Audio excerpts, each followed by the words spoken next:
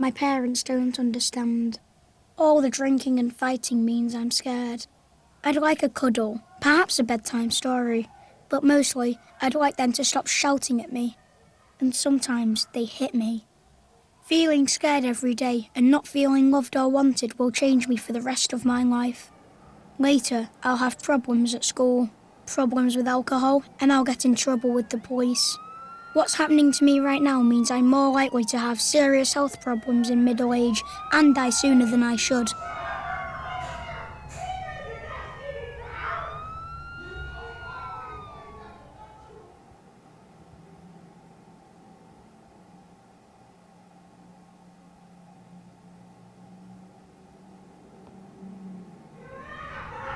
Doctors say my life is full of adverse childhood experiences, or ACEs.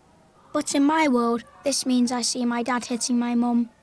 Dad's got a drinking problem, and Mum's always crying, even with the tablets.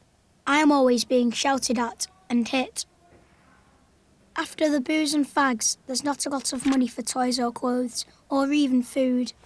I'm getting used to being scared all the time. Now I'm just angry. The doctors say things are changing inside me.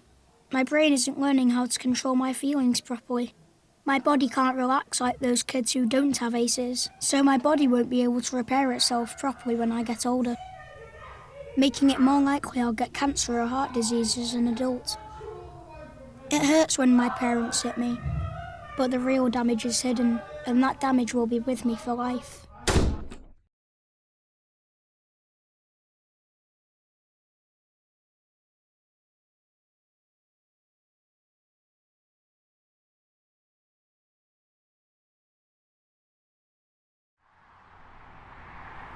I drink and smoke. They say I'm out of control, but I'm not. It's just my way of coping with my ACEs. I've been in plenty of fights, but what's wrong with that?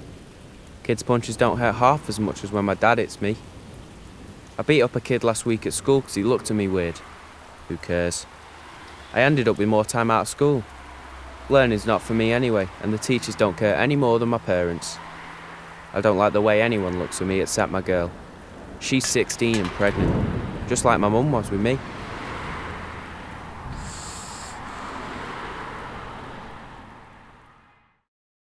So this is where I've ended up.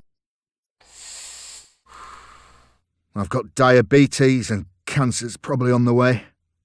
I know these kill you, but I couldn't do without them. I've never had a proper job and I've spent time inside. I hate my kids. I hate their mum too, until she left, so my kids have grown up with ACEs. And now my daughter had her first kid.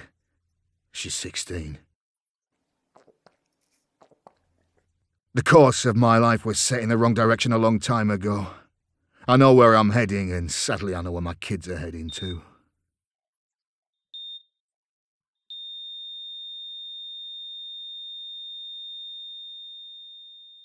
This doesn't have to happen. A little help in childhood makes a big difference to where life takes you. When I was a baby, the nurses noticed that my mum wasn't coping and helped her and explained how important my childhood is to the rest of my life. So, with a bit of help, she coped. The police came round after next door complained about the noise from Mum and Dad fighting. They asked how I was feeling. I told them I was scared all the time. Mum and Dad got help. The shouting got better and the hitting stopped. I even got some bedtime stories. I still had problems at school, but the teacher asked me about what was happening at home. I got help controlling my feelings. It wasn't a lot, but it was enough. I'm now married with 2 children, and I've got a job, most of the time. I haven't repeated the same problems with my kids. We got help when being a parent got too much. Our children are ACE-free, and that means their kids stand a good chance of growing up ACE-free as well. Almost half the people in England and Wales experienced one ACE as a child, and 1 in 10 of us suffered 4 or more ACEs. If we stop ACEs, millions of children would not become smokers or binge drinkers, and levels of violence in adults would be cut in half.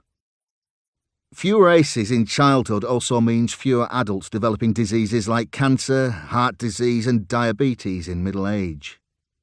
We all need to be ACE aware. Are you? Doctors, police, nurses, teachers, firefighters, and most importantly, parents. The more you know about ACEs, the more you can help stop children growing up with ACEs in their lives. And for those of you who have already suffered ACEs, the more you know, the more you can help yourself and others who have suffered ACEs cope.